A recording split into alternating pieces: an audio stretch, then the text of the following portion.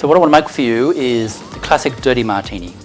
There are various styles of martini. You've heard of Costa Dry and the very dry. There's even a martini called the Perfect Martini, which is one of the original recipes back in the 1920s, 1930s, where essentially half dry vermouth and half gin. Enough of that for another time. Most martinis have a life expectancy of about 15 minutes. The reason being because you want them chilled and pristine as long as possible. After that, they tend to become a glass of warm booze, which is not appealing at all.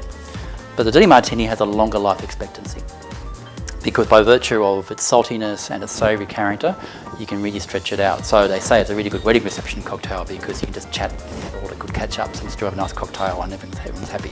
But they can be hard to pull off, and I'm going to show you how. So the gin I'm going to be using for this Dirty Martini is a Canberra gin. It got released in 2018, but still is Clyde Morton, and it's called Big River. And it's a very aromatic and soft and generous. It's a really nice classic London botanical, London dry spices in it. Of course, there's juniper bear like all gins do, but there's like beautiful citrus and other notes to it. So a Dirty Martini should be really soft and pleasant. And the vermouth I'm going to use is a classic French dry vermouth called Nonny Prat, one of my go-tos. It's got a really nice winey herbaceous spice to it and a good dose of that, and a special Bright American creation.